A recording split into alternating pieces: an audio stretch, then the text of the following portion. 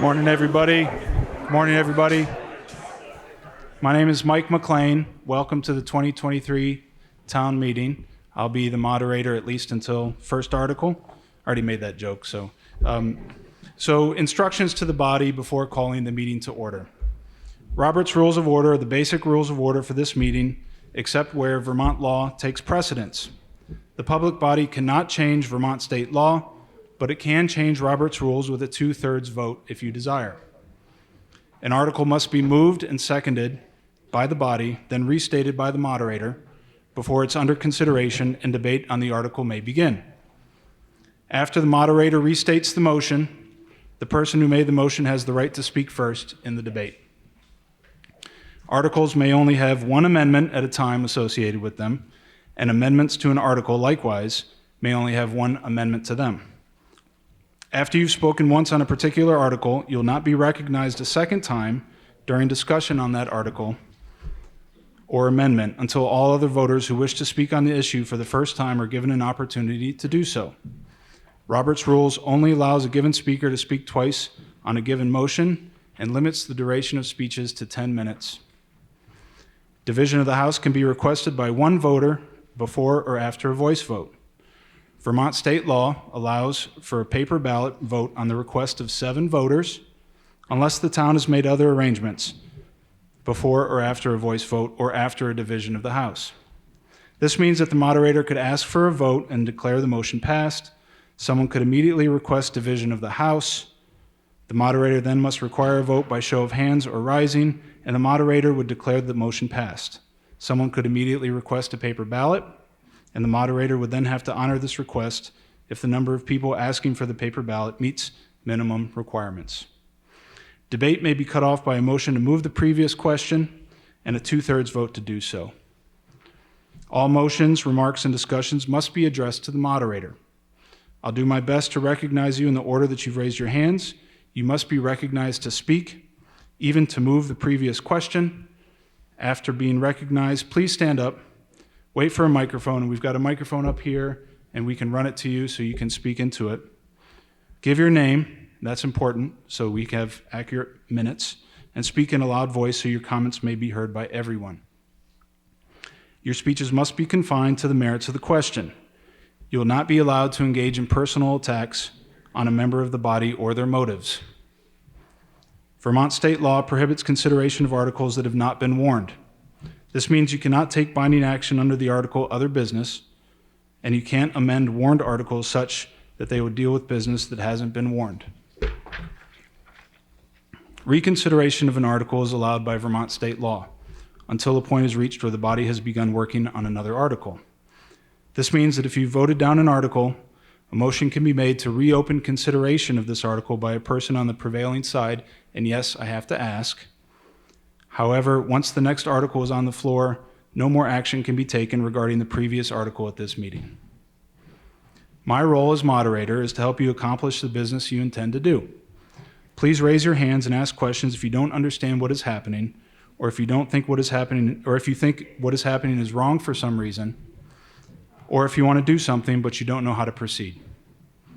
Please tell me if you feel I'm ruling improperly. You have the right to challenge the moderator's rulings. Only registered voters of the town may vote at an annual or special meeting. At this time, I ask those who are not registered voters of the town of Windham to please raise your hands.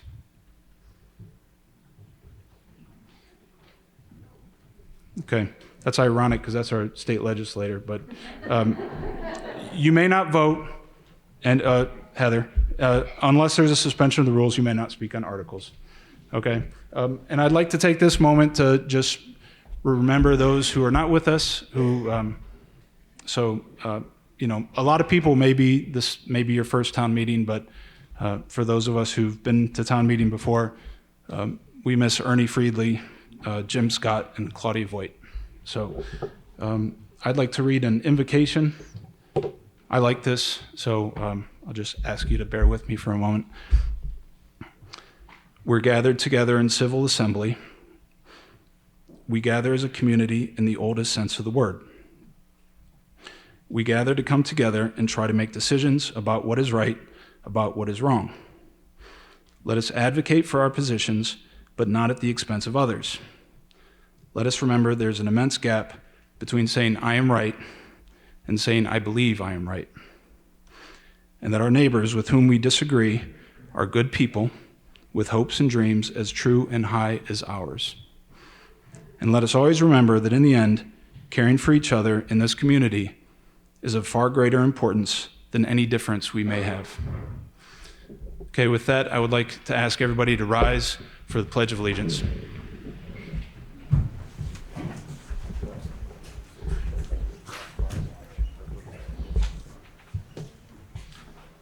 Pledge allegiance to the flag of the United States of America and to the republic for which it stands, one nation, indivisible, with liberty and justice for all. Okay. Oops, watch your step. Okay, a few minor house things. The restrooms are downstairs. If nobody is familiar with the building, you have to go in through the downstairs, and they're in the back hallway. We've got some fire safety rules in place. So there's a sheriff's deputy in the back who is going to help with any of the fire things that come up during the meeting. So did you want to speak about that, sir? About fire safety? Just quickly, if in case of any sort of emergency, more than just fire, anything going on, we've been in that building more than I have. We've got to stay calm, follow directions. So I'm here for that sense, just to represent the sheriff's department as well. You know, Robert Lakin is usually up this way a lot. We have a good relationship with him. My name's Micah. Deputy Fisher is how most people end up knowing me. He wasn't able to make it, so I'm here representing the sheriff's department, so another face is familiar. But the rear exit, obviously it's behind the stage, staircase and then out, and then the two front over this direction. Doors are propped open, so we're in code when it comes to egress. The doors in the rear are not propped open, so you just got to push on them. And that's all I have. Thank you. Okay, with no further ado, I'd like to call the town meeting to order, and we'll begin with Article 1. Article 1, to elect a town moderator for the year ensuing. Looking for a motion from the floor. Carolyn. Thank you very much. There's a motion to nominate Mike McLean. And a motion needs to be seconded before it can move into discussion. Seconded by Phil McDuffie. And any discussion on Article 1? Okay, seeing no discussion, we'll move to, the article has been moved to elect a town moderator for the year ensuing. Mike McLean has been nominated. Don't usually speak of myself in the third person, but all those in favor say aye. Aye. Any opposed? The ayes appear to have it. The ayes have it. Article 1 passes. Thank you, guys. So if there's no objection, what I'd like to do is, Heather Chase, our state legislator, is here, and I would like to disrupt the order of business if there's no objection and give the floor to Heather Chase. No objection. Heather, you have the floor.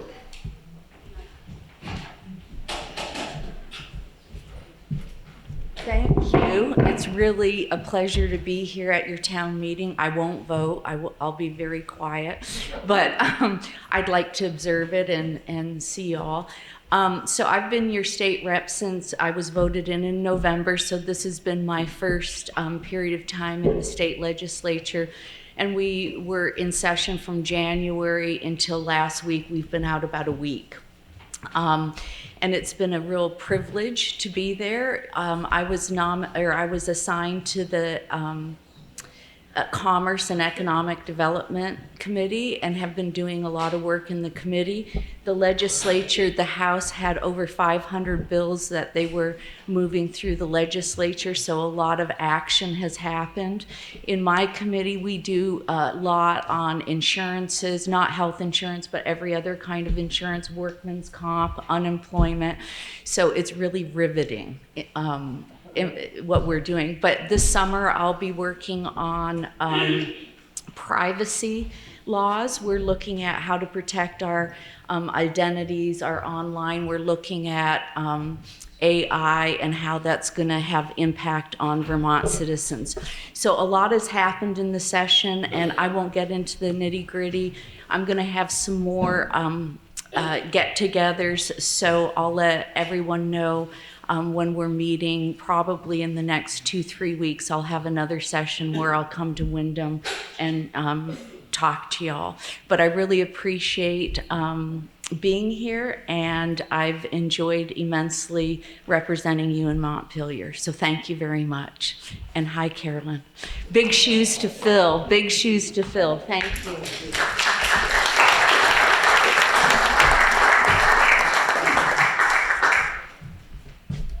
Thanks, Heather. So we also are, we have the state treasurer is here.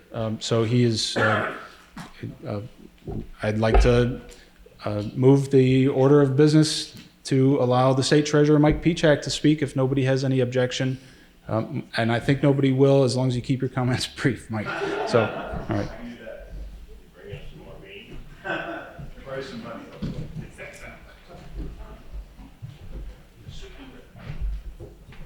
Well, thank you very much, and good morning, everybody. First, I want to congratulate Windham on having the wisdom and foresight of knowing you could have March-like weather for town meeting day in May. It was very cold driving here, but I grew up in Brattleboro, so Windham County is home for me, so it really is nice to spend some time with you here.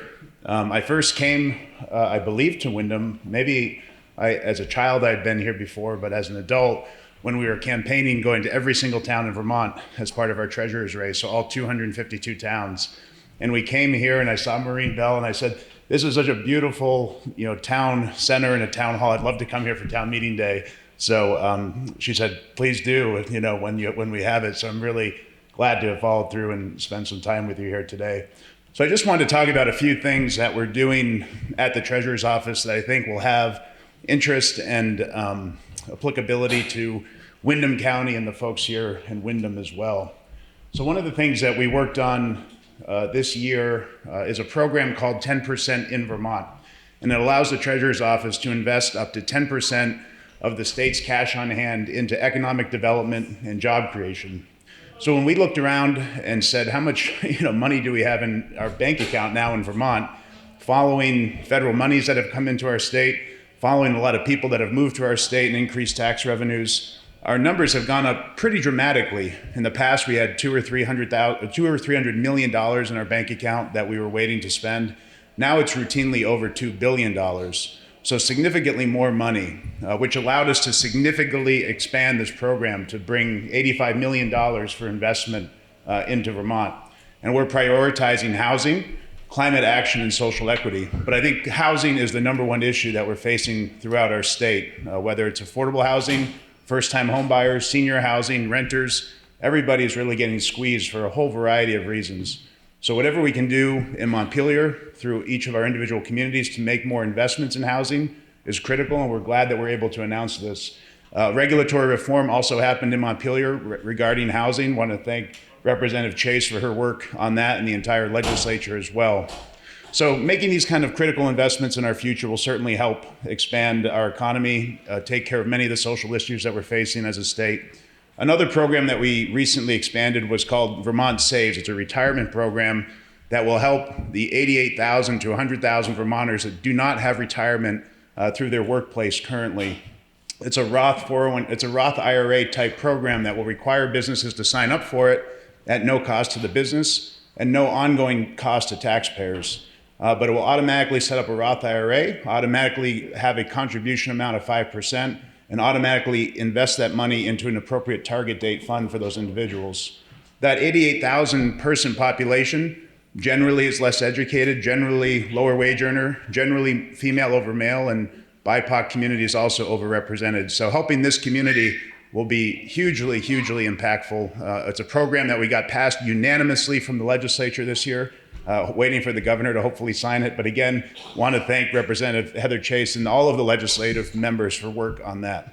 And the last thing I want to mention is our missing money program. I brought this sheet here for Windham. So there's over 200 pieces of missing property in the town of Windham, probably in the ballpark of $30,000 to $40,000 in total. I'd ask for you to come, I'll leave the list up here, but come see if your name's on here, see if your neighbor's name is on here. You can claim it really easily through missingmoney.com. Missingmoney.com will let you search the Vermont database as well as all of the national databases as well in all of the other treasurer's offices. So I hope you'll do that. I hope you have money here. And again, thank you for inviting me to the meeting and let me speak.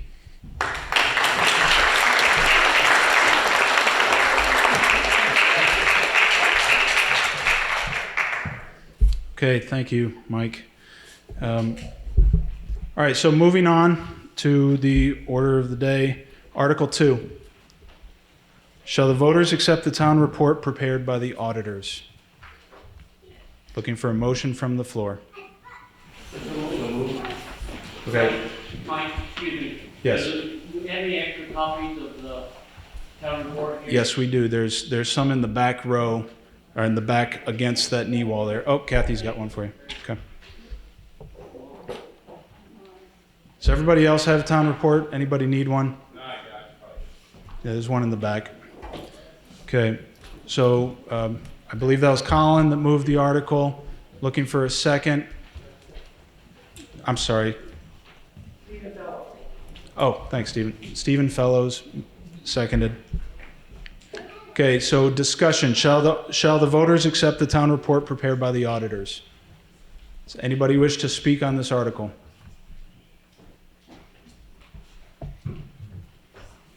Seeing no discussion. Matt. There's a typo on page 14 that got Kermit's name wrong. Okay. For the ARPA committee. Okay, on page 14, there's a typo. They've misspelled. Under ARPA, it should be Kermit Blackwood. So it should be Kermit Blackwood instead of Kermit Woods. Okay. Thank you. Any other discussion? Ellen?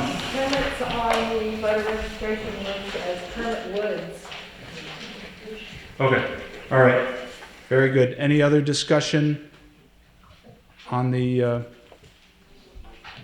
Yes, Mike. The school warning for the budget is incorrect. There's a typo in 0 that's been moved. I don't have the number off the top of my head. It should be. 470829. Thank you. Which page is that, Beth? 6. Page 6. You're reading 478 690. It'll be 470 869. Okay. 470 869. Okay. Okay. Any other discussion? Yes. Yes, I would like to thank the auditors for their hard work. And I know that it's a big chore to go through all the books. And I think they deserve a round of applause for their hard work. Okay. Thank you.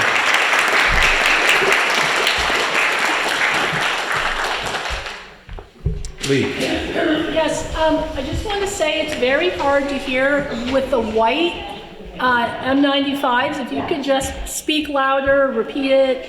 You're both a little bit muffled. So with the black one, it seemed better, but just to keep that in mind. Any other discussion? Thank you, Lee. Any other discussion on Article 2? Okay, seeing no discussion, there's a motion on the floor to move Article 2. All those in favor say aye. Aye. Any opposed, say nay. The ayes appear to have it. The ayes have it. Article 2 passes.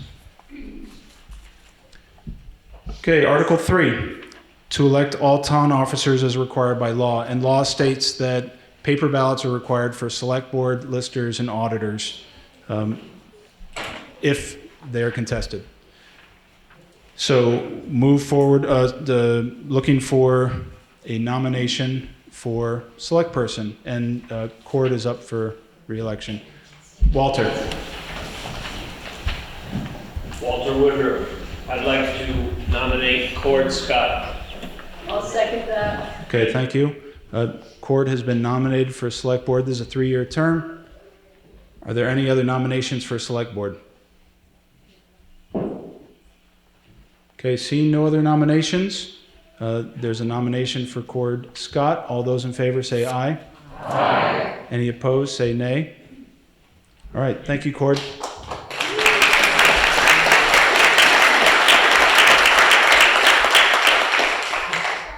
Okay, the next town officer is Lister. Looking for nominations. Russell. Yeah, Russ Cunningham, recommend Ron Cohen for Lister. Okay, there's a nomination for Ron Cohen for Lister. Okay, nominations don't need to be seconded. They can just you can nominate somebody or, second, but doesn't need to be seconded, but that's okay. Any other nominations for Lister? Could you just tell us whose position are we? Ally Cummings' position is up for election. Sorry, I should have mentioned that. Yep. Okay, so there's a nomination for Ron Cohen. Any other nominations for Lister? Okay, seeing no other nominations, all those in favor of Ron Cohen for Lister for 3 years, say aye. Any opposed, say nay. The ayes appear to have it. The ayes have it. Ron, thank you for volunteering for that position. I should have asked, do you want Lister? Okay. It's too late. All right. Next town officer is Auditor. So this is May Morath's position. And looking for nominations. Maureen. Hi, Maureen Bell. I nominate Becky Phillips for Auditor. Okay. There is a nomination for Becky Phillips for Auditor. Are there any other nominations for Auditor?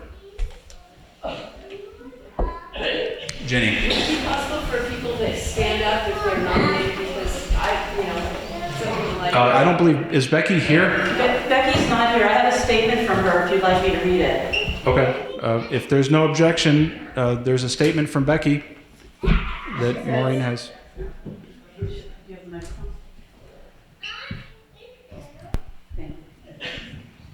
Hi, this is a statement from Becky Phillips.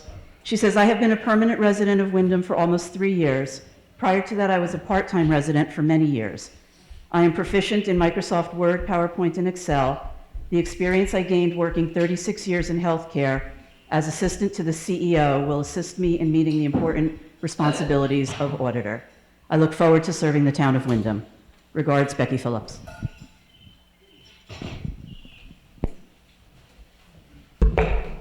Okay, are there any other nominations for Auditor? Okay, and I'd like to thank Emay. Emay served the town for a long time, so we'll elect Becky and then we'll give Emay a round of applause. So all those in favor of Becky Phillips for Auditor say aye. Aye. Any opposed say nay.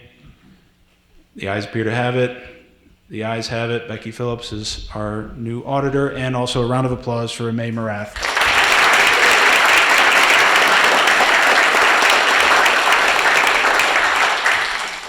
Okay, moving on. Delinquent Tax Collector. Paul Wyman is the current delinquent tax collector. Carolyn, I saw your hand first. I nominate Paul Wyman. Okay, there's a nomination for Paul Wyman. Any other nominations for delinquent tax collector? Okay, seeing no other nominations, all those in favor of Paul Wyman as delinquent tax collector say aye. Aye. Any opposed say nay. The ayes appear to have it. The ayes do have it. Paul Wyman is delinquent tax collector for another year. Thank you, Paul. I don't think he's here, but... Oh, he is here. Thanks, Paul. Okay. Now I have to get my crib sheet. I don't know who's up for Windham Center Cemetery.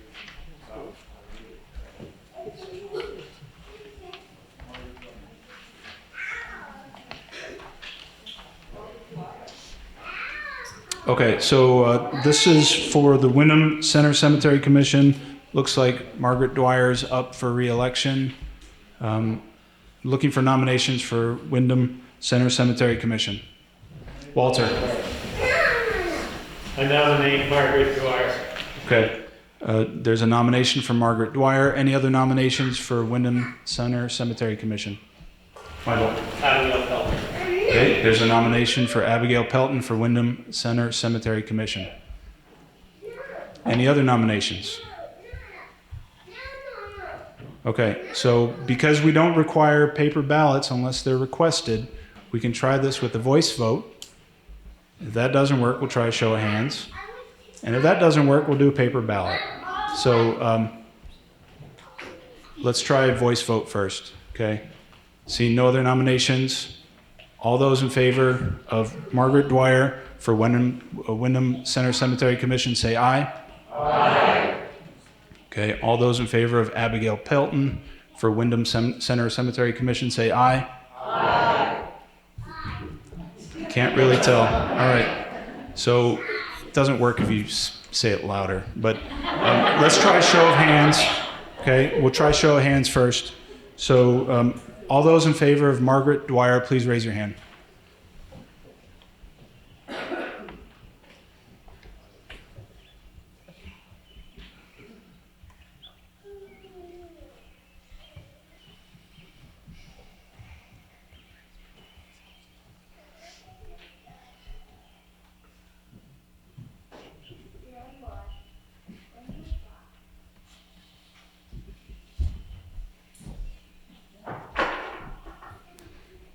Okay. I got 61. Oh, sorry. Okay, so all those in favor of Abigail Pelton, please raise your hand.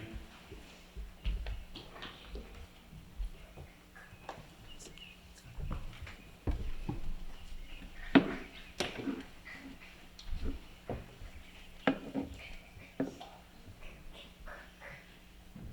counted 34 hands. So I'm going to say that Margaret Dwyer appears to be the winner. So Margaret Dwyer has been elected. If there's no objection, Margaret Dwyer is Windham Center Cemetery Commissioner for the next 5 years. All right. Thank you, Margaret. Thank you, Abigail. Next article is West Windham Cemetery Commission. And that is Dion. Looking for a nomination for West Windham Cemetery Commission. Yes. I nominate Steve Dion. Okay. So nomination for Dion. Any other nominations? Okay. All those in favor of Dion Newton for West Windham Cemetery Commission say aye. Aye. Any opposed say nay. Ayes appear to have it. The ayes do have it. Dion, thank you very much. Okay. Moving right along, North Windham Cemetery Commission. That's Paul Wyman is up for re-election. Looking for nominations from the floor. Nominate Paul Wyman. Okay, Howie nominates Paul Wyman. Any other nominations? Seeing no other nominations.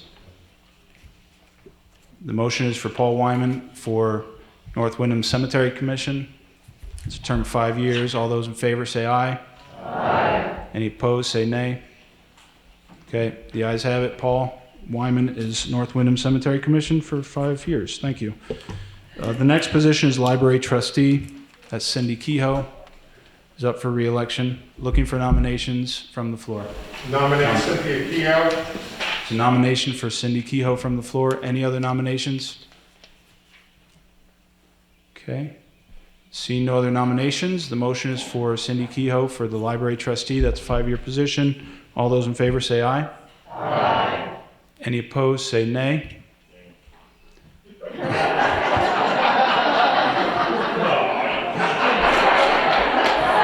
The ayes.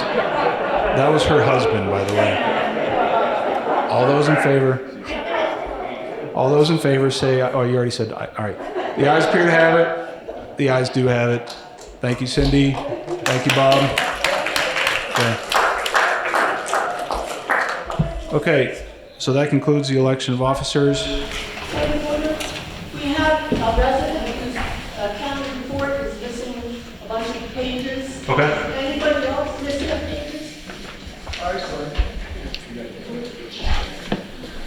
Okay, there's a point of order that somebody's town report was missing pages. There are additional town reports in the back. Do any of the auditors care to speak on that? Pat? We had one report in missing pages, and Ellen sent out email to the listserv. So if there is another report with missing pages, we would like to have that report so we can take it back to the printer. Who else had, you have another one? Okay. Yeah, can you give it to Kathy? Yeah. Okay. Did you get it? Does anybody else have a report that's missing pages? It sounds like that is a printer error. Yeah, and thank you for. Okay. It would be pages 5 to 16, I think. Okay. Well, then the other three is in the back. Okay. All right. Moving on to Article 4. Article 4. Shall the voters authorize the town treasurer to collect current taxes?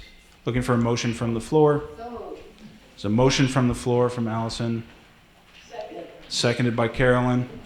Okay, discussion. Shall the voters authorize the town treasurer to collect current taxes? Any discussion? Seeing no discussion, the motion is to pass. Shall the voters authorize the town treasurer to collect current taxes? All those in favor say aye.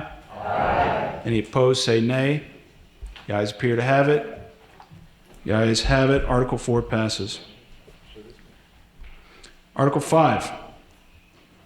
Shall the voters set the due date for property taxes as postmarked on or before October 31st, 2023? Looking for a motion from the floor. Colin moved the motion. Looking for a second. Pat McLean seconded. Pat McLean. Article 5. Shall the voters set the due date for property taxes as postmarked on or before October 31st, 2023? Any discussion? Seeing no discussion.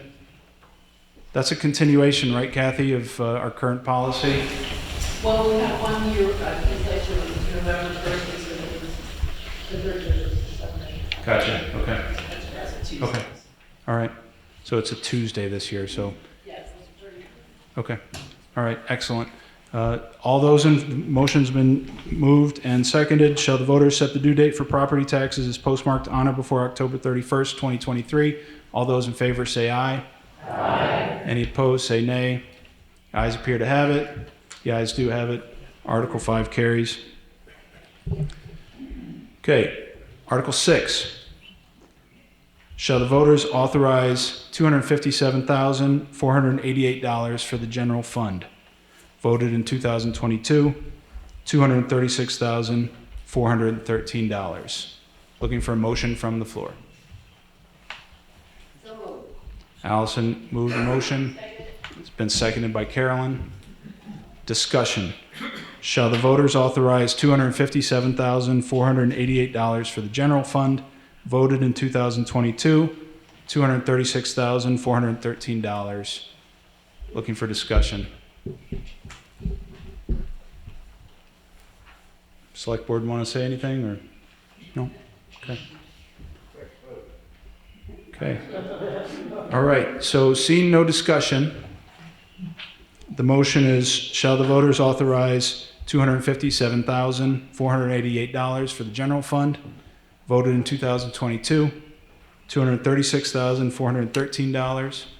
All those in favor say aye. Aye. Any opposed say nay. The ayes appear to have it. The ayes do have it. Article 6 carries. I think we missed that on Article 2, but yeah. Okay. Article 7.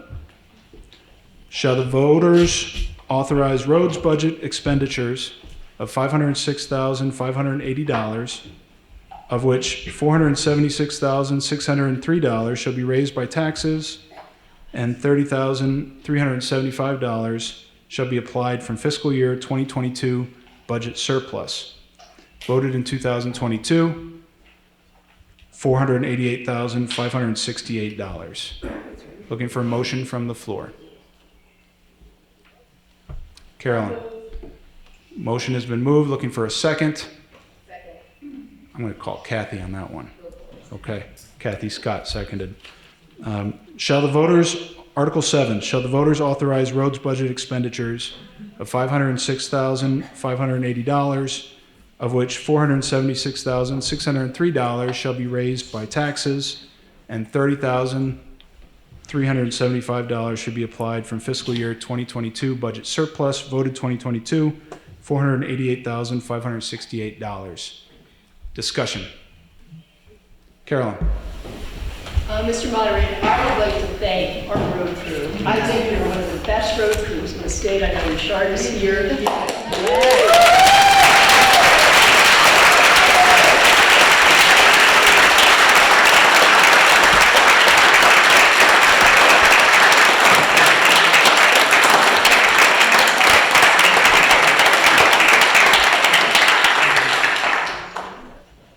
Agreed. Any other discussion? Okay. See no discussion. The motion has been moved and seconded. All those in favor of Article 7 say aye. Aye. Any opposed say nay. The ayes appear to have it. The ayes do have it. Article 7 passes. Article 8. Shall the voters appropriate $35,000 for the new road machinery fund, voted in 2022, $30,000. Looking for a motion from the floor. Howie moves the motion. Looking for a second. Sorry. Oh, Bob Kehoe. Article 8. Shall the voters appropriate $35,000 for the new road machinery fund, voted in 2022, $30,000. Discussion. Seeing no discussion, we'll move to the vote. All those in favor of Article 8 say aye. Aye. Any opposed say nay. You have to be 18 to vote, young man. The ayes appear to have it. The ayes do have it. Article 8 passes. And just so we know, we talked about this before the meeting started. We're going to move into the school section of the meeting after Article 9. So in case people are curious, we're going to open up the school meeting after Article 9. And we usually break for lunch at noon, but depending on how the rest of the meeting goes, we might break for the day. But anyway, Article 9. Shall the voters appropriate $30,000 for repaving and no new funds for bridges and large structures? Voted in 2022, $90,000 for repaving and $15,000 for bridges and large structures. Looking for a motion from the floor. So moved. Howie moved the article. Second. And it's been seconded by Allison. Article 9. Shall the voters appropriate $30,000 for repaving and no new funds for bridges and large structures? Voted 2022, $90,000 for repaving and $15,000 for bridges and large structures. Discussion. Alan. Yeah, I was wondering if the road crew can let those of us who live on Route 121 know when some work will be done on Route 21 to require a large detour. Okay, so there's a question about the work that's going to be done on the culvert on 121. Cord? Next summer. It'll be the summer of 24. We don't have an actual start date, but that's the construction time frame. It's going to go out for bids in the winter, and then the construction will be during the summer. Okay. Any other discussion on Article 9? Seeing no discussion, we will move to a vote. Article 9, all those in favor say aye. Aye. Any opposed say nay. Ayes appear to have it. Ayes have it. Article 9 carries. Okay, so now we're going to move into the school portion of the meeting. So if you turn your page on your town, if you have that page, that's page 6. That's the warning for the school. So I'll call the school meeting to order. And Article 1, to elect a moderator for a term of 1 year. Looking for nominations. Carolyn. I nominate Mike. Thank you, Carolyn. Okay. Thank you. Any other nominations for school moderator? Okay.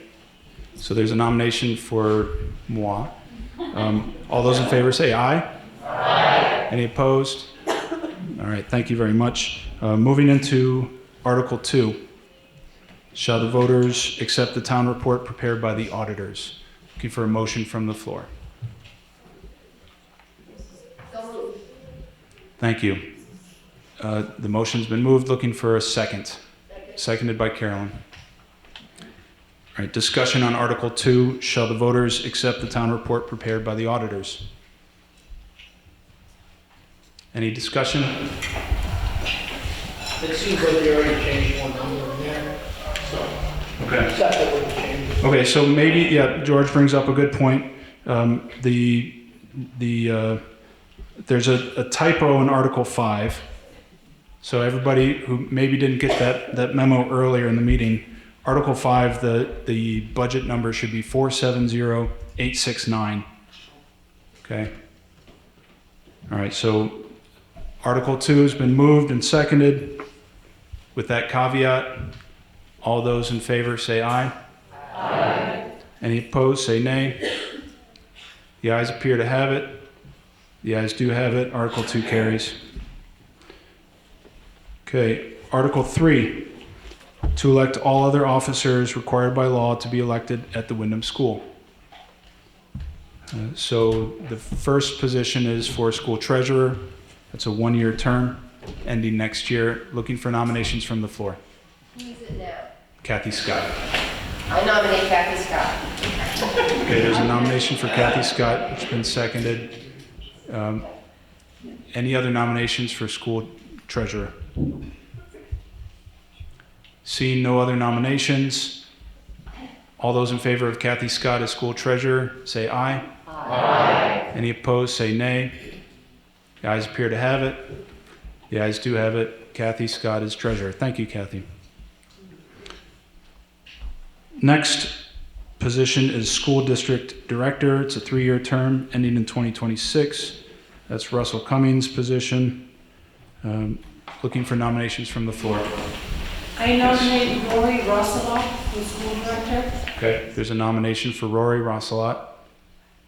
Are there any other nominations from the floor? Rory, do you want to stand up and say hello so everybody knows what you look like? Okay. Okay.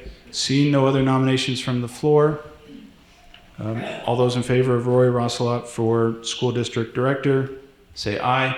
Aye. Any opposed, say nay. All right, and I would say the ayes appear to have it. The ayes have it, so Rory Rosselot, thank you.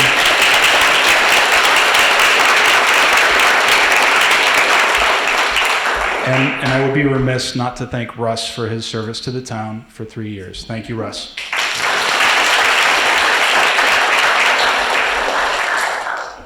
Okay, Article 4, to compensate the school director $750 each as included on the proposed school budget for 2023-2024.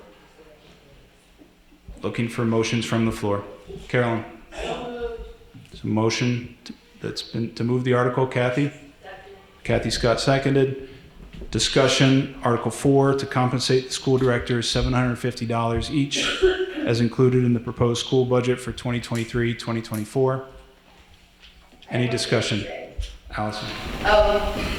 $750 for each one is the same amount of money I made back when I was a school director, and I left in 2009. So these guys work really hard. We're paying them about $1 an hour, if that much. So just everyone should thank our school directors for putting it in. because obviously they're doing it for the love, not for the money.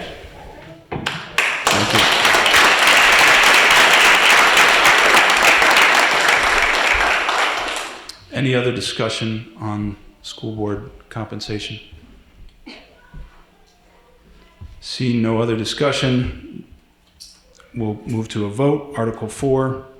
All those in favor say aye. Aye. Any opposed say nay. Ayes appear to have it. The ayes do have it. Article 4 carries. Okay. Article 5. Shall the voters of the Windham School District approve the school board, and this is where there's the typo, to expend $470,869, which is the amount the school board has determined to be necessary for the ensuing fiscal year. Looking for a motion. Aaron? I was looking to do a paper ballot. Okay, we got to move it onto the floor before we can entertain that idea. Okay, Stephen has moved the article and it's been seconded by Antia. Okay, so discussion, Aaron? I would like to do it by paper ballot. Okay, there's a request to do this by paper ballot. So we'll vote on that first, but then I think we should have discussion on the article before we vote on it. So show of hands, who wants to have a paper ballot? Needs 7 hands in order to make that work. Have 7 hands, so we will do by paper ballot this article. Other discussion? Stephen, you have anything you want to discuss? Antia, do you have anything you want to discuss first? You have the right since you seconded. I just want to thank the school. Can you stand up? Sorry. I just would like to thank the school for... Antia, we're going to give you a microphone, sorry.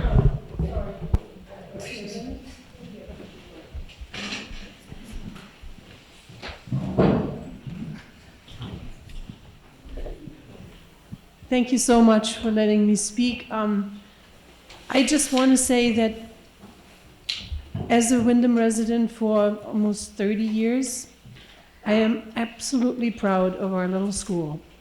We just recently had a wonderful celebration of the new hardwood floor that came about by a fundraiser campaign. It was so well visited and so well attended. It was really just heartwarming to see that. Many of you may have seen the article in the Brattleboro Reformer. There's a lot of opposition to the Windham Elementary School by some members of the town. I would think, as a community, we should be absolutely proud of having such an institution in our little town. And I thank every one of you who's been supportive of the Windham Elementary School for all these years that I've been a resident here. Some people claim that there is, issues with employability. I just want to say that many, many of the graduates and alumni of Windham Elementary have made it to very, very successful professionals, one of my sons included. So thank you for giving me a few minutes to say that, and I hope we will continue to support this really wonderful place of education in this town. Thank you, Antia.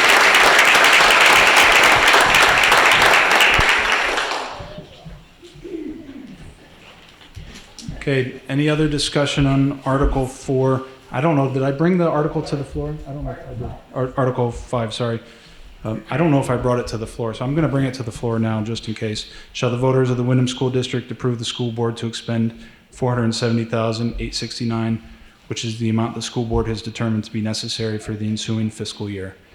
All right, that out of the way. Any more discussion? Howie.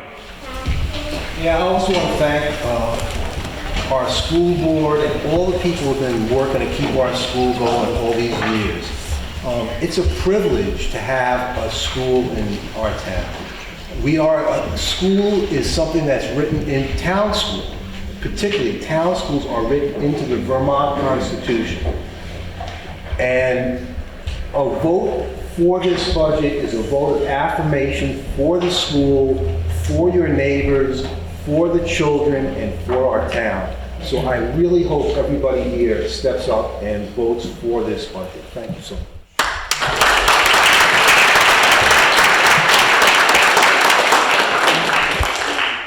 Okay, any other discussion? Lee? Hi, everyone. I want to thank the children because the children are staying in this community and they're enlivening all of us. Everybody in this community that sees these kids on a daily basis knows how much joy, I don't think I need this, how much joy and love they bring to us all, and I really hope we choose to continue because that is what's making our community thrive. If we close this school, we'll all see what's going to happen, but it's a spiral down, not the spiral up. So I hope you all join us, and let's keep the school open.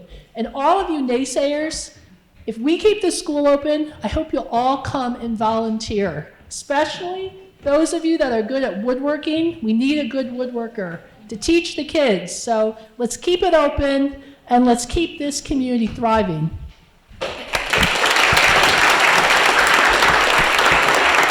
So I would just like to follow up on Lee's. We're not voting on anything other than the budget. So we're not voting on any other topic other than the budget for the school, just to be clear, okay?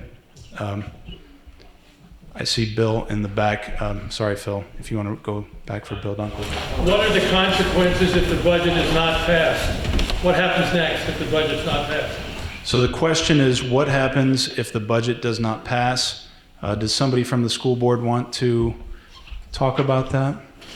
So if the budget doesn't pass, there's the option to run the school on 87% of the budget from last year. And the board would continue to work on a budget to bring back to the town for approval. When would that? The votes will keep going until it passes. Yeah, and when would you bring back a new proposed budget? I believe it's within 30 days. What is the 87%? What's that figure? What was last year's budget is the question.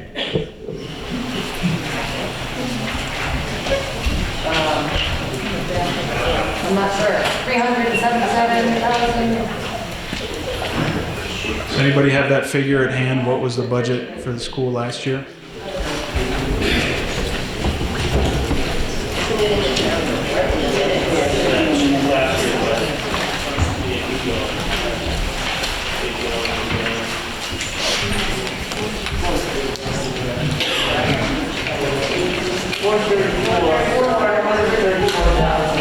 It's on page 34. Okay, so on page 34. So you said page 34? Page 34, last year's proposed, this current year's budget, 434,000. Okay.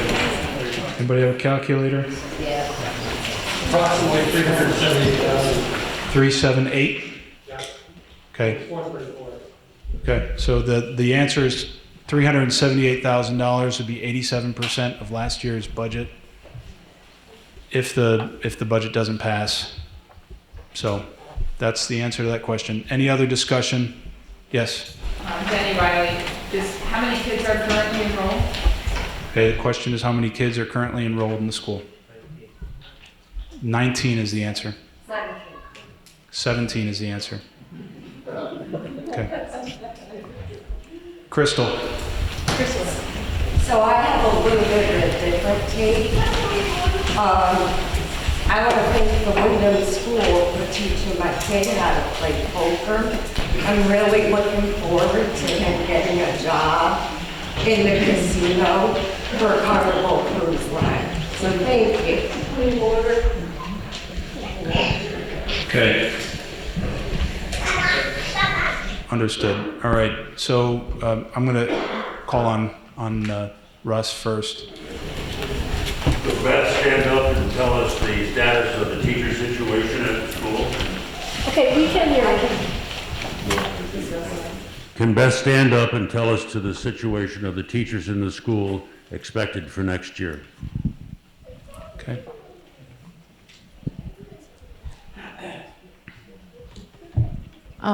It's so far, after speaking with the superintendent last week at the school, we are looking to hire a teaching principal and a primary elementary school teacher, of which he has received multiple applications for each position. So. Okay.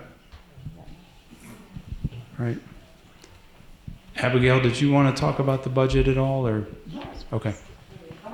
Sure, you can stand there, you can come up here, whatever you like. Okay.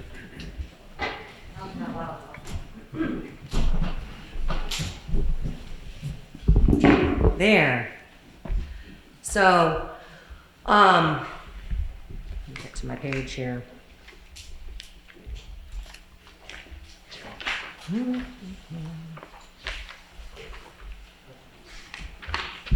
Okay, so if people can turn to page 34, you'll be able to see for fiscally, it's a very small font.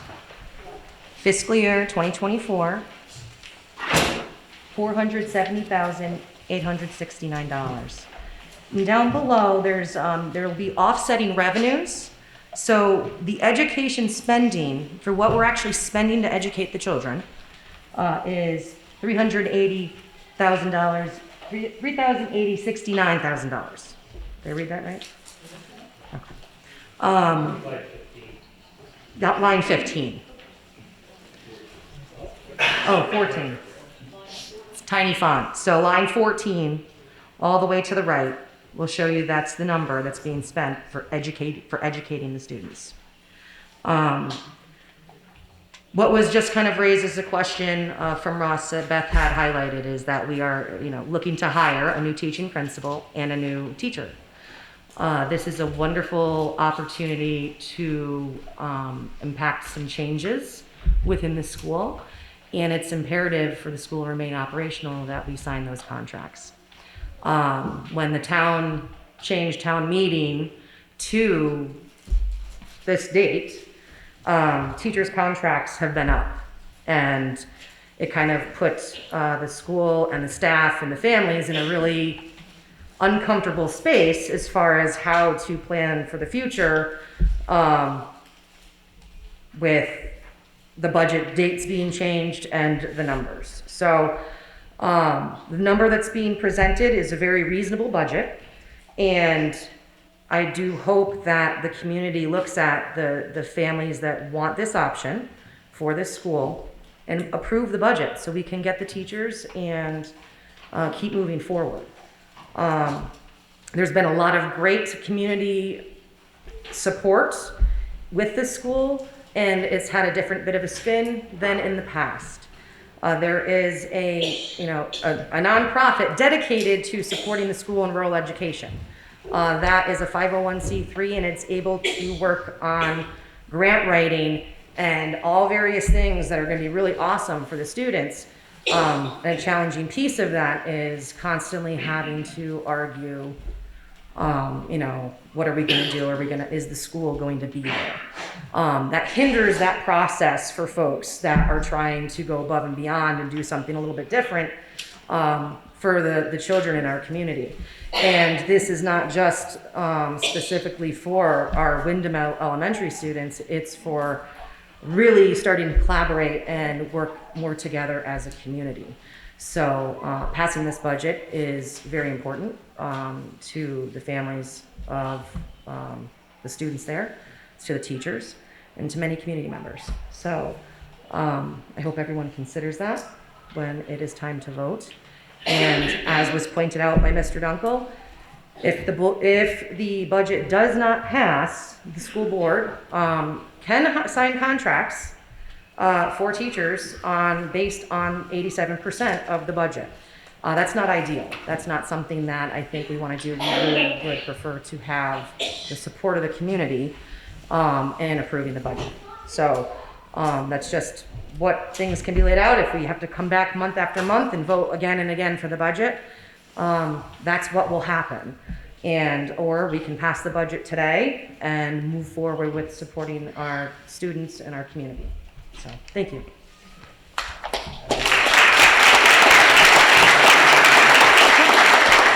Are there any questions?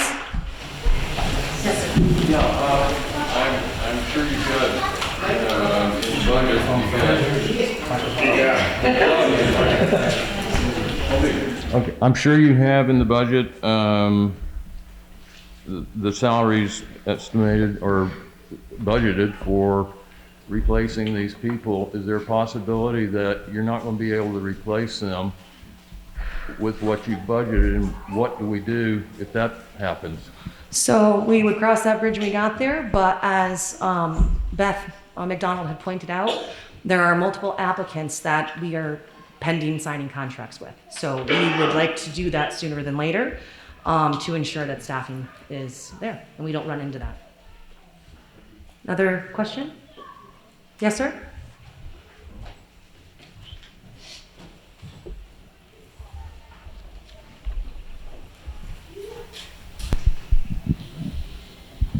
William Casey. You were a proponent of 2 teachers and a half-time principal. You voted down that. You now stand on a budget that's lower. There was a third budget proposed that is significantly lower yet, that brings 8 or 9 teachers, 8 or 9 aides to the students. Why was that not considered? In that you're increasing the number of teachers for the school, for the students, the assistants for the students, and it's a lower cost to the taxpayers. Why was that not considered? Bill, I'm not sure what budget you're talking about, but what's being presented here today has had numerous conversations at the school board meetings. So, yes, Russ. Well, in the school board meeting that I attended, there were 3 budgets that were considered. Abby wanted to look at a situation where there were 2 teachers and a half-time principal, and that was going to cost $508,000 a year. Then there was the $470,000 budget, which was going to have 1 teacher and 1 teaching principal. And then there was a third one, which involved sending the children down to the elementary school in Townsend, where there would be 8 teachers and 7 or 8 support staff. And I'm just wondering if the other members of the school board can defend the position that 2 teachers is better than 8. In my opinion, as if I was a parent, I would like to send my children to a school where there are 8 teachers and additional support staff instead of just 2 teachers in the same situation. I think they get a better education. Can you tell me why your logic is the way it is? So that is stemming off of the topic of school choice. And the option of school choice is not school choice if the Windham School is open, which is not school choice to people who want the Windham School open. So it's that was not a budget. That was a way of looking at what is it going to cost if the school is closed. So that's a very different topic than what we're here to vote on today. What we're here to vote on today is the budget, the operating budget for the school. So I just want to keep everybody in mind with that. There's been other things that have been projected, and we will continue to have those conversations. But the $470,869 is the budget that we'll be voting on. Yes, Howie? Just want to say, anybody who's raised kids knows you don't have 8 teachers standing in front of a classroom. You have 1 teacher standing in front of a classroom. Thank you.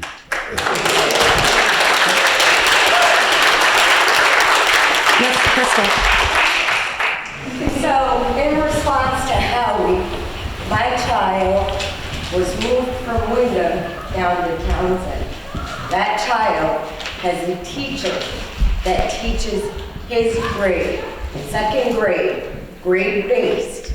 He is getting 6 hours a day of grade-based learning, not maybe 2 hours in Windham of grade-based. They have a step-up group that if a child is struggling, they can go to the step-up group. And they have support staff who help that child if they are struggling with math, spelling, emotional. Windham doesn't have any of that. Yes, Jamie. I just want to remind everybody that we are talking about the budget that is being proposed right now. Nothing else. That's it. Archie? That's what I wanted to say, thank you.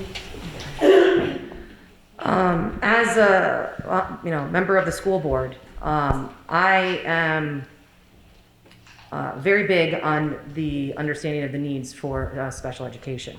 Special education is provided through the school district, and what's that? Yeah, supervisory union. I'm sorry, is provided through the supervisory union. And that is where, if there are more needs, we have to argue is probably not the right word, have those conversations with the supervisory union. And I think that those are very valid conversations, and I hope that those continue. The more supports available, of course, are what's best for the kids. So how those supports are provided through the supervisory union, it's a great conversation piece, and I hope that we do address that going forward to make sure that the kids are supported. Yes, Bill? I'm going to wait for the microphone.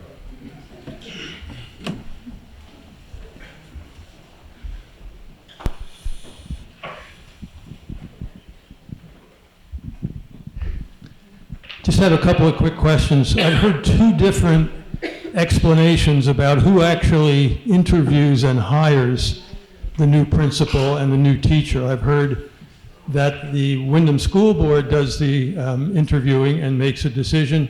I've heard that the superintendent of the supervisory union does the interviewing and then makes a recommendation to the school board about who should be hired.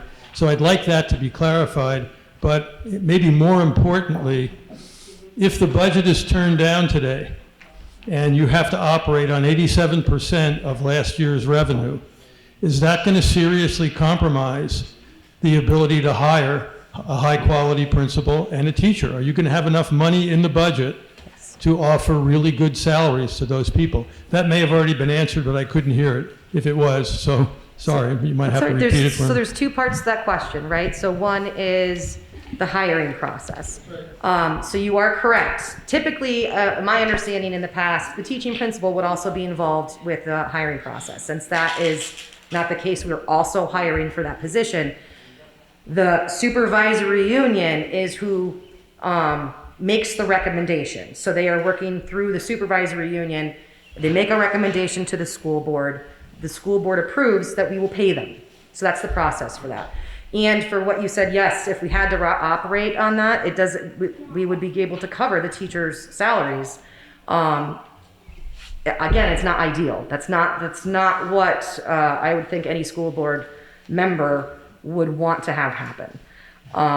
Ideally, we pass the budget, we support moving forward and putting things in place to make sure we have everything good to go for this school year. Yes, Sue. So was the teaching principal going to be involved in the hiring process? He is not. Why not? He is no longer working. Can you explain that? I can't get into personnel issues, so. Are there any other questions? Oh, yes, Hunter. I would just like to point out that Windham, although it is still independent as an elementary school, is still working very, very closely with the supervisory union and the superintendent.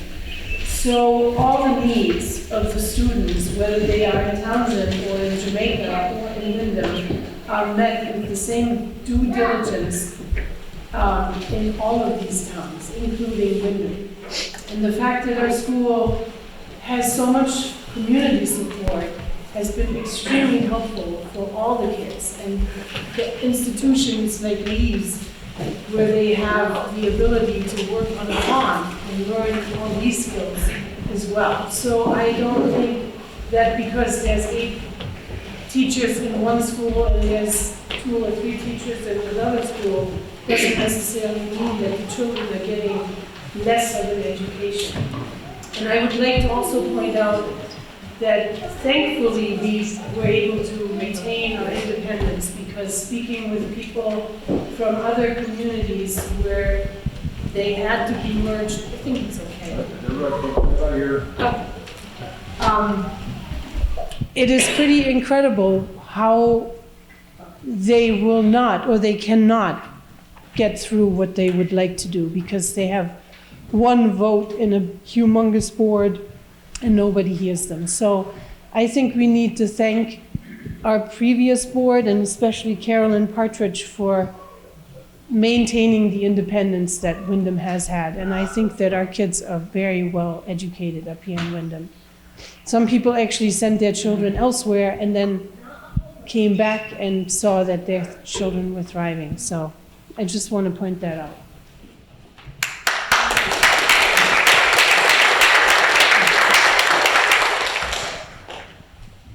Right. Oh, yes. Come on. There you go, sir. That's right on you, yep. Thank you very much. Okay, so Colin has made a motion to call the question. Do you have a comment? So that motion requires a 2/3 vote. Is there a second on that? Okay, and Allison seconded it. So what that means is that we're going to end discussion. We got to vote on this. We got to vote on this because he's called the question. So what this does is this ends all discussion on this article and we move into the vote. This requires a 2/3 majority to call the question. Okay? Does everybody understand what we're voting on right now? We're calling the question. Okay? All those in favor of calling the question and ending discussion say aye. Aye. Any opposed, say nay. The ayes appear to have it. Okay, so the question's been called, discussion ends, and we're going to move into voting. Okay, so because it's a paper ballot, there's going to be a process, and Ellen is going, our town clerk is going to, do you want to talk about how the process is going to work, or you want me to just? Okay. I already read the article. No. So we're going to vote. Somebody asked me to read the article again. I will oblige. Shall the voters of the Windham School District approve the school board to expend $470,869, which is the amount the school board has determined to be necessary for the ensuing fiscal year? For those of you new to town meeting, this next part can be a little bit long and arduous. So what we're going to do is we're going to proceed in an orderly fashion to this first pew, okay? The first row, and you are going to check in with Ellen McDuffie, town clerk, and she is going to give you a note card on which you are going to write yes or no. A yes vote is for passing the budget as written. A no vote is against passing the budget as written. Everybody clear on that? Pretty straightforward. So we're gonna go one by one. Phil, we'll help you with that. We'll help you with that. And once you're given a card, you'll have the option to vote in the privacy carol if you like, and then you'll check out with somebody here at this table.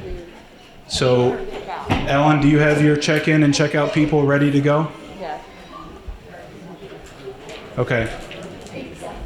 So I'm going to ask, and I probably will have to, hello, excuse me, I'll probably have to interrupt. We're going to keep voices down because people have to check in with the town clerk and check out again. And here's another thing everybody should keep in mind. If the votes don't equal the number of votes that were cast that we have checked, we have to do this whole thing over again, okay? Nobody wants to do this twice, myself included, so let's try and do it right on the first time, okay? So we're gonna wait until Ellen is ready to go, and then we're gonna proceed in a, what's that, counterclockwise fashion through the first pew, checking in, voting, checking out, and casting your ballot. Anybody have any questions about that process?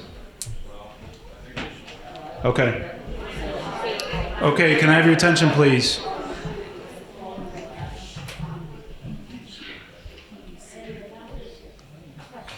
We have results.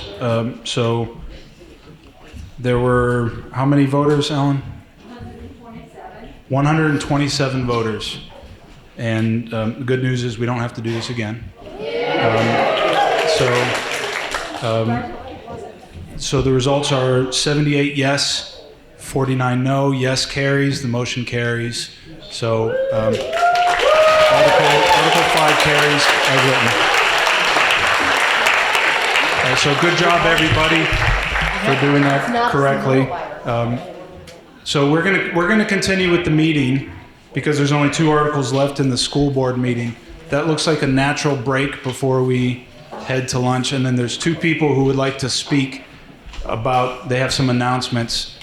So let's move through the articles, and then if there's no objection, I'll allow those 2 people to speak before I'll entertain a motion to adjourn for lunch. So moving on with Article 6. Article 6. Shall the voters of the Windham School District authorize the moving of the operational surplus, if any, from fiscal year 2023 to the Capital Reserve Fund? The article has been moved by Carolyn. Looking for a second. I'll second. Kathy Scott seconded. Article 6. Shall the voters of the Windham School District authorize the moving of the operational surplus, if any, from fiscal year 2023 to the Capital Reserve Fund? Any discussion?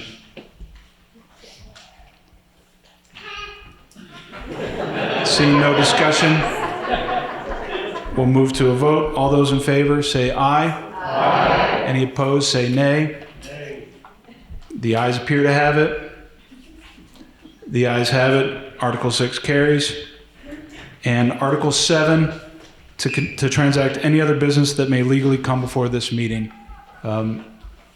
So I don't think this needs to be seconded or moved, but Beth wanted to speak. So Beth, would you like to speak? Yeah, I just wanted to thank everybody for their support, but for me, deserves a big round of applause.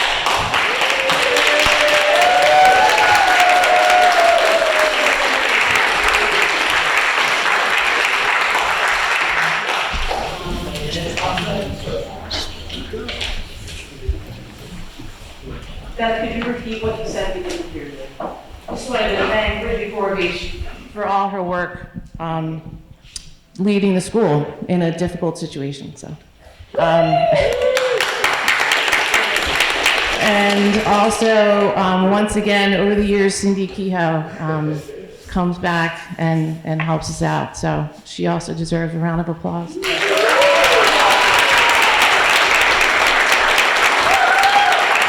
And last one is just all the volunteers who've helped. Bridget knows more about it, but with the food program, all those drivers and food preparers and cleaners, so they too deserve a round of applause.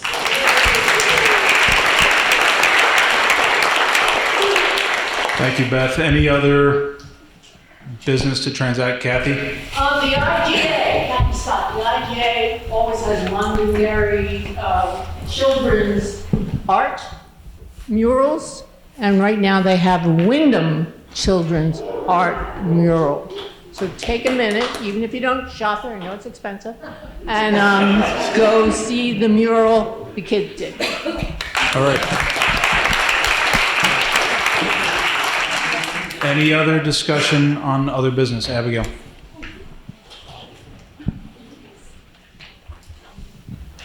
Just wanted to also throw a reminder on Tuesday, June 6th at 6 p.m. there is going to be a music performance at the elementary school. So for anyone who is interested in attending that, and the 7th will be the next school board special meeting. So thank you very much. Okay, any other discussion on Article 7? Okay, so if there's no objection from the floor, I will give the floor to Pat Cherry, who wants to talk to everybody about neighborhood connections in Londonderry. So you can come up to the dais or you can use the microphone. Okay, we can all breathe a sigh of relief. It's been a long year. The Neighborhood Connection sends out a letter. You might have received this colorful annual review, which is a unique way, I think, to present what's gone on in the last year.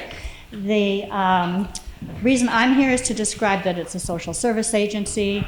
We are involved with, there are 10 towns involved from Windham to Windhall, And the funding is provided by individual donations, by grants, fundraisers, there's an annual gala, and there's a Mountain Town Circus. The Mountain Town Circus was a great success. It'll become an annual affair. And then town appropriations. So I'm here to represent the executive director, Nikki Wengard, who is asking the voters of Windham to increase the amount donated by the town of Windham by $1,000. Now, the reason for that is that we've increased our transportation program. We bought a van in October of 2001, and it has become very useful, and increased calls are coming in. We now have at least 100 calls a month. We have a full-time driver and 4 volunteers that they don't all drive the van, but they drive their own vehicles. So anytime you would like a ride free of charge, call the day before or preferably 2 days before, and they can take you to medical appointments, to grocery stores, pharmacy pickups.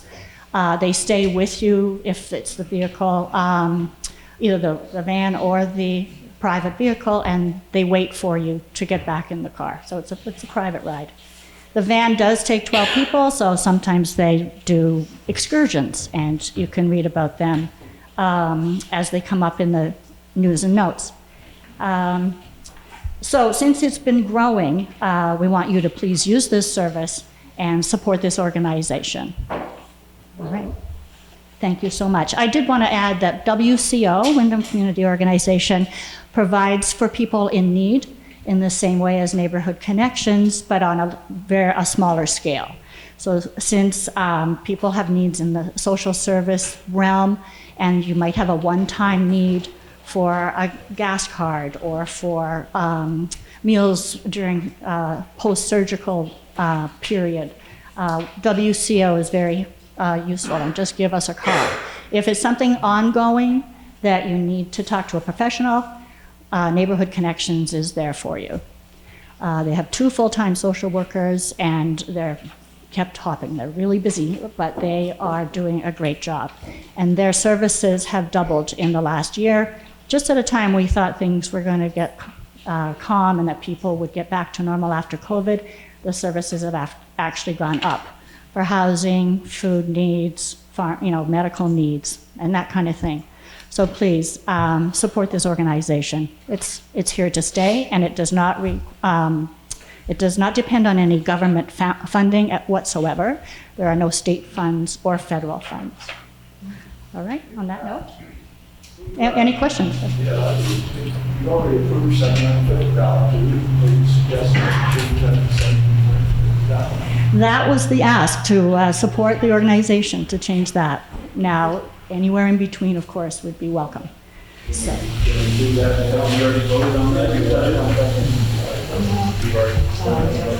I think I was aware of that you do that all in advance. Social service agencies, you have a committee that considers these kind of requests. So put it on the list for next year, certainly. And we can definitely pay it forward in advance. Okay. Thank you. Thanks, Pat. Okay, and Bill Dunkel also wanted to speak about the storm. Bill's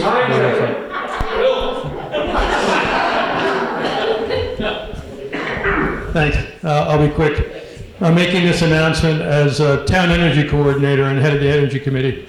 Again this year, the energy committee, with help from people from Wardsboro and Londonderry, will be building storm window inserts for homes. These are made out of wood and double layers of really heavy plastic. They're inexpensive. They friction fit from the inside of your house, so it's really easy to put them in and take them out. It'll save you money on your energy bills, and I think they're very effective. And a number of people here in the audience have those in their homes and have spoken highly of them. If you're interested in finding out about the window inserts, see me or anybody else on the Energy Committee, Tom Johnson, Michael Simons, Dawn Bowers, and Vance Bell are other members of the Energy Committee. And an example of one of the windows is right above the lift over here. That's one we couldn't get out for today, so we left it in. But presumably the windows in your house are a little bit smaller than that. But these things work really well. So if you have an interest, see any of us and we'll come over and measure the windows and see if we can get you some inserts. Thanks.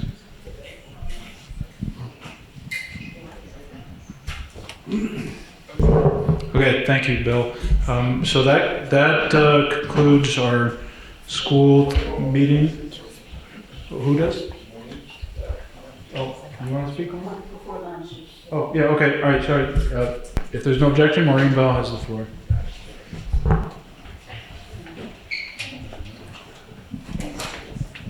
I'll really be quick. And what I have to say is it's about this building, the meeting house. We have a couple of committees in town that are very concerned about this building, and we're trying to raise funds and do all the right things to preserve and protect this building. And right now we're focused on hearing what the community has to say about it. If you go downstairs, if you're eating lunch downstairs in the big meeting room, you'll see a couple of boards down there with some categories on them. The outside of the building, the community needs, energy, and a couple of more. If you have any ideas of how you want to use this building, or if you have any ideas on how to preserve it and protect it and help it, just tack them up on the boards downstairs. There should be some Post-it notes. And we have a couple of committees that are going to be looking at those. And this isn't the only time we're going to ask you for your opinion, but you'll have other chances. But if you're here now and you want to do it, if you have any ideas, just please kindly let us know. Thank you.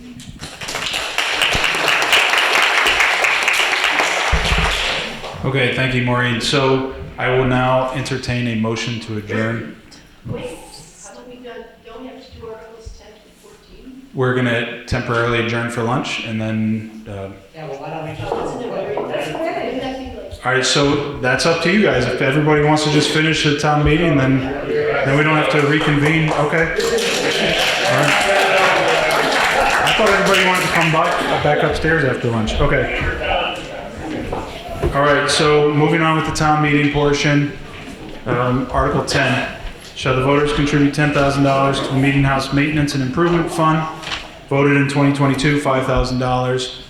Looking for a motion. It's been moved by Allison and seconded by John Hoover. Article 10, shall the voters contribute $10,000 to the Meeting House Maintenance and Improvement Fund? Voted in 2022, $5,000. Any discussion? Seeing no discussion, move to a vote. All those in favor say aye. Aye. Any opposed say nay. Ayes appear to have it. Ayes do have it. Article 10 passes. Article 11, shall the voters appropriate $10,000 for the Town Garage Maintenance and Improvement Fund?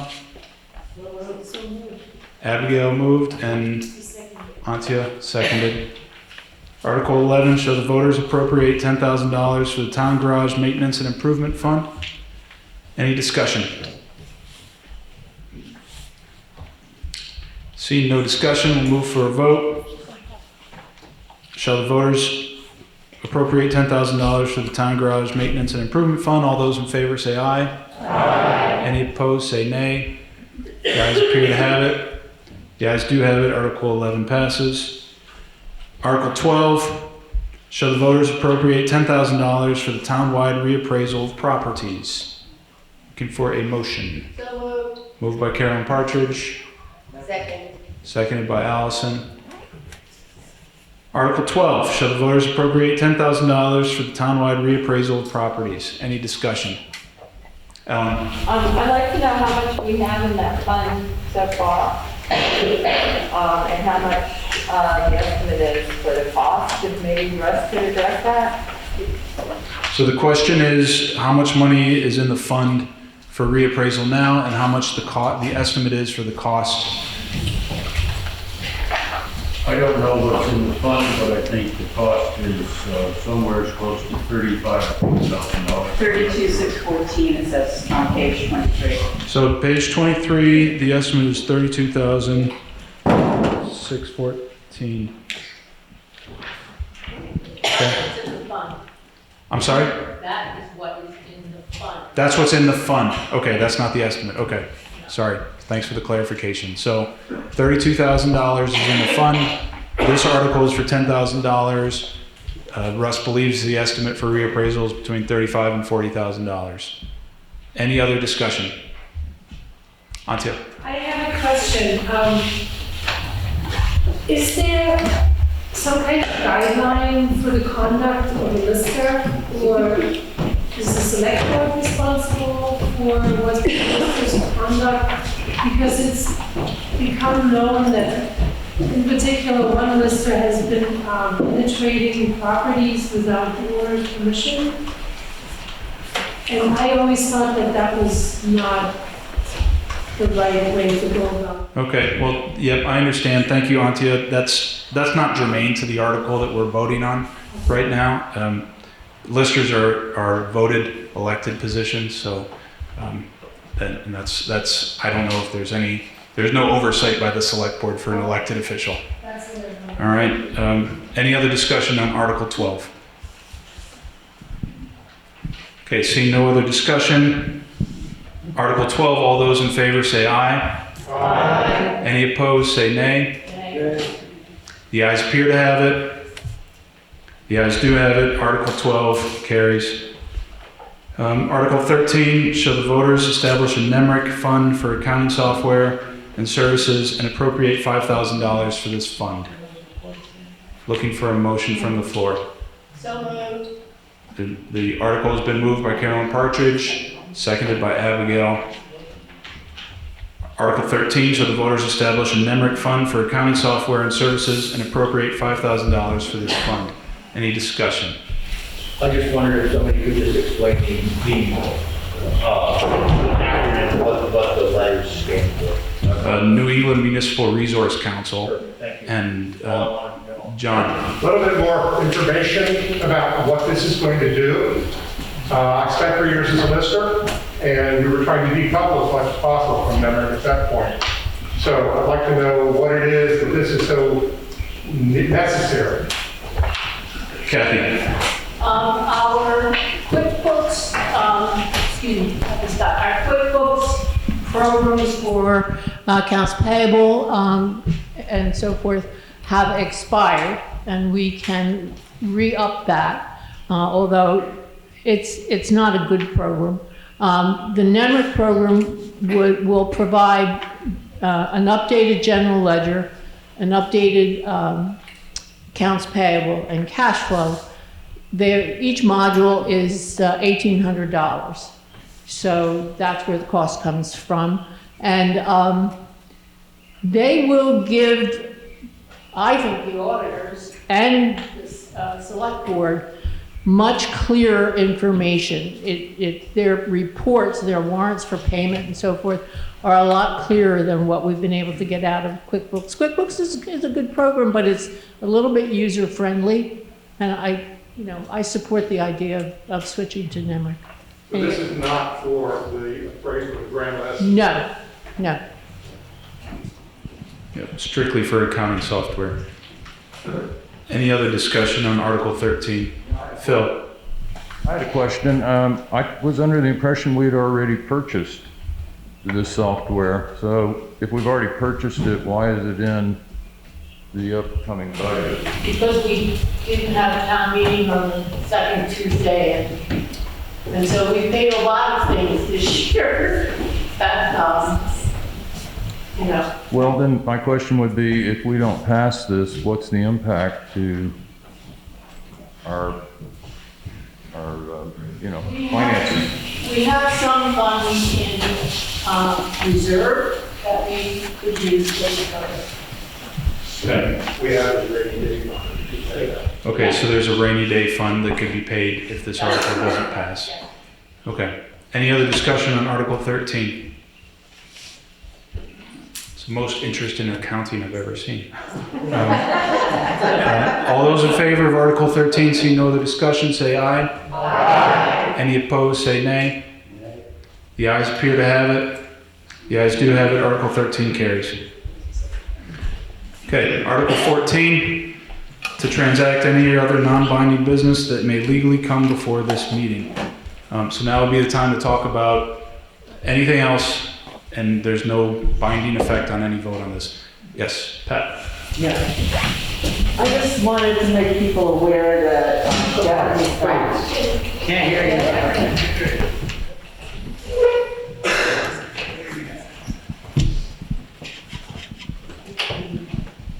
Hi, just wanted to make people aware that Japanese knotwood has been identified on 121, close to White Road. White Road. And this is a very invasive plant, and it is not something that you can easily remove. You can't cut it down. Each little piece that might touch the soil is going to generate another plant. Their roots are 6.5 feet down and 20 feet off to the side. So digging them up is very difficult. And other towns are working on initiatives on this. Brattleboro has one starting this week where they're going to map where the knotweed is as the first step in an eradication plan. So I would like to see the select board take this up and look at coming up with a plan, because I think this is the first time we've seen knotweed in Windham. No, no. On 121. On 121. That's not true either, is it? Okay, Lee? So, I would just say that you all know probably that Japanese knotweed is a really good cure for Lyme disease. So if we are going to get rid of it, please let's not put poison on, because people dig this up all over the country. And it is something that's very valuable. It's a bitter, so let's not poison it. So cut it down, dig it up, whatever. Please do not put poison on Japanese knotweed. As we move into more and more natural medicine, we will find how this is a solution to our health. Thank you.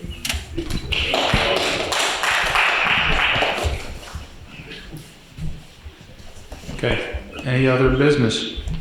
Anybody wants to talk about something off their chest? Yes? Yeah, Mike, I'd like to reference to page 69 in the town report. And it came to my attention that there was some discussion about a new parcel for the town garage, and some of the investigations had to do perhaps with the property around 121. It came to my attention that some area might have 3 different listed species of bat. So the Department of the Environment for Vermont has noted that there are limits on the size of trees that can be cut and the time of year trees can be cut. I'm not sure, Bill, since your name appears on this page 69, whether you're aware of that, whether we should investigate that more. The species of bat, they're an important part of the natural habitat here. No, I wasn't aware of that, but how does it affect the logging regulation? Well, if certain trees cannot be cut or should not be cut at certain times of year, it seems to me that that would affect the timber harvesting regulations. The harvesting. Oh, yeah, I don't know how it would affect the harvesting. I think I've made my point. Okay.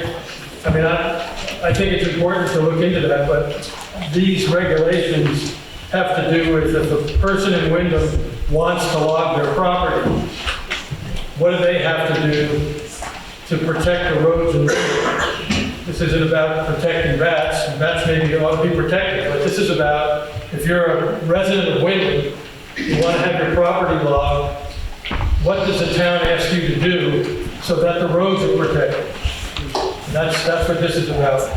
An overweight permit, permission from the road foreman to have an access permit, and a $500 bond. So I'm not sure exactly how it connects with your concern. I think it's a legitimate concern, but that's not what the logging regulations are addressing. They're addressing steps that have to be taken to protect our roads from being damaged from, overweight trucks or somebody using the road when they're too soft to have a logging truck on. That's what this is about. So I respect your concern. It's just not anything that we as a planning commission were addressing when we made the logging regulations. It might also be a jurisdictional question, whether the state has jurisdiction or the town has jurisdiction over that. So it's worth looking into. Okay, any other business to discuss? Okay. Kermit, did you have something? I do.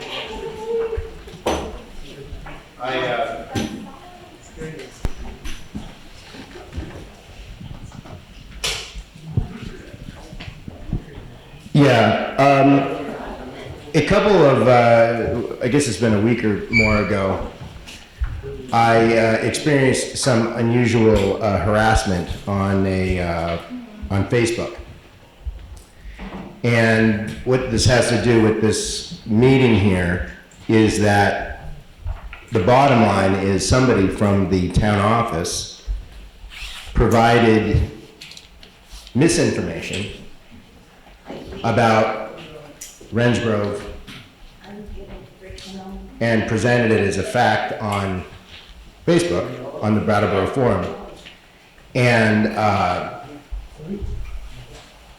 the fact that somebody from the town took the time to provide misinformation, knowing that the person that they gave it to would share it as if it were fact, is an example of what I have continually brought up here about tactics that people use where they erect bad faith arguments that distract from real issues, and then people waste energy on talking about these bad arguments, and they cease looking at what the actual issue was.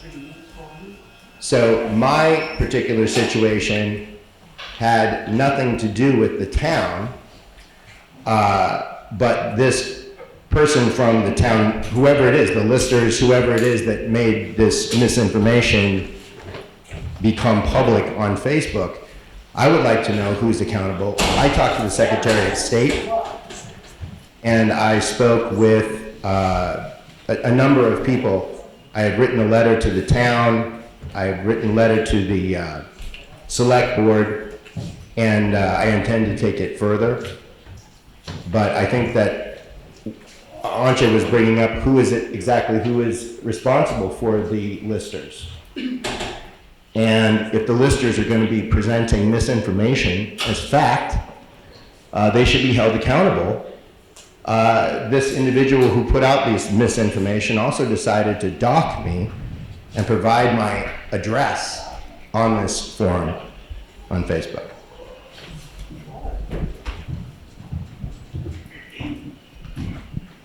Okay, Article 14 is to transact any other business for the town. Is there any other business? Jan, would you like to speak? Yes, thank you very much for running this meeting. I think you do a wonderful job. Thank you, Jan.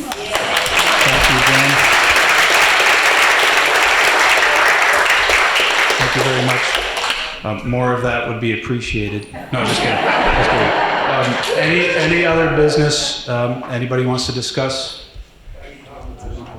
Oh, yes. Okay, so nuts and bolts. Eileen and Tom Wager downstairs, they organized the kitchen is what I understand.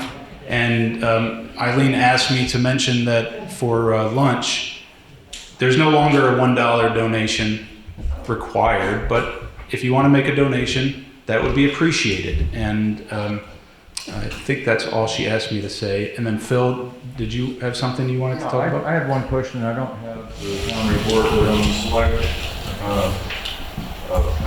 board page there, second page, there's mention in one of the last paragraphs about training the constable to issue tickets and other things. And I'm curious what is the thought of the select board in this regard? What? About the constable being able to issue tickets. I'm sorry, there's mention of sending our constable to training so that he can issue tickets. And I'm wondering what all is that involving? And what is the plan? And my understanding is you can't issue tickets unless you're a law enforcement officer. Level 2, fully authorized, certified officer? I can speak a little on that. When it comes to the town constable, he is an elected official for the town. The ordinance that are in place from the town is the easiest way to do it. So obviously, yes, when it comes to provisional law enforcement level 2, level 3, I'm not sure if you guys are all aware of what the difference is between each level. So 1, 2, and 3. 1 are in training law enforcement officers. You get level 2 if you are part-time, is how it's kind of categorized, certified.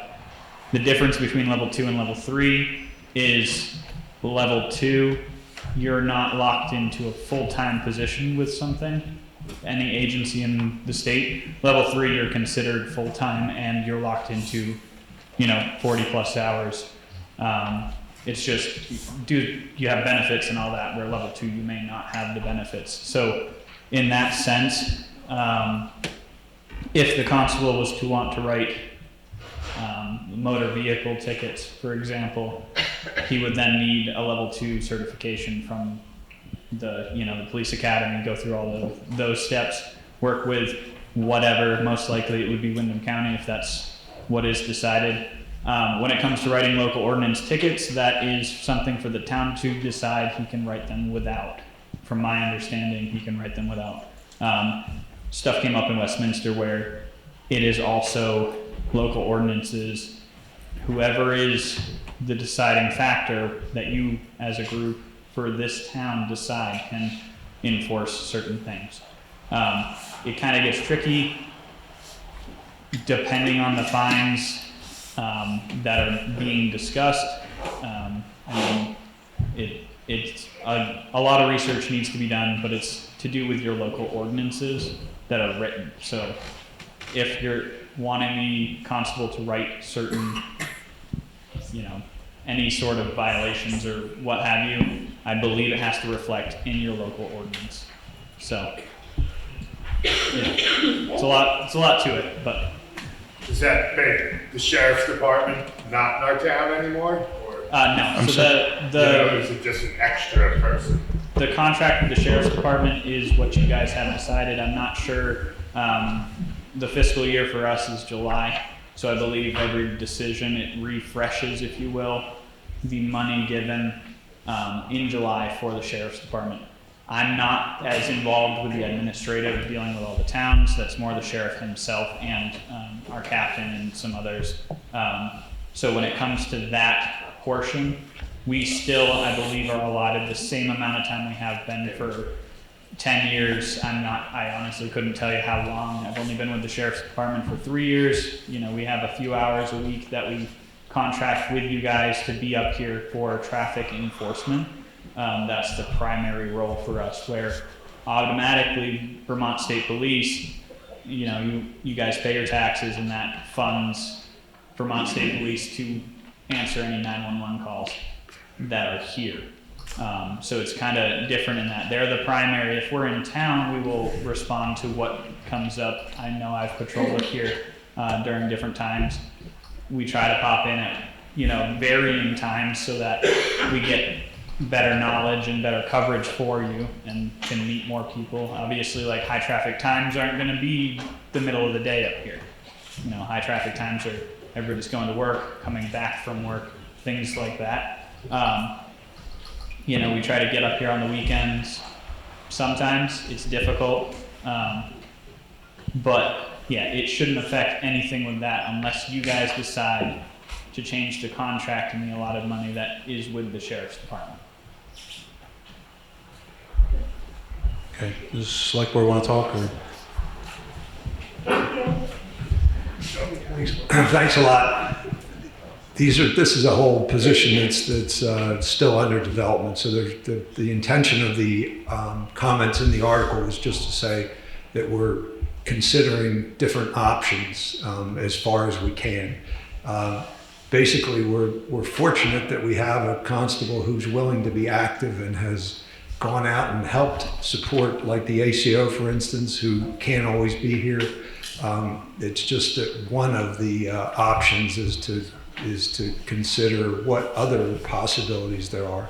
So not only because he's my son, but because in general, I'm pleased with the support. I think we need to thank Jim for the fact that he's willing to even go out and get involved.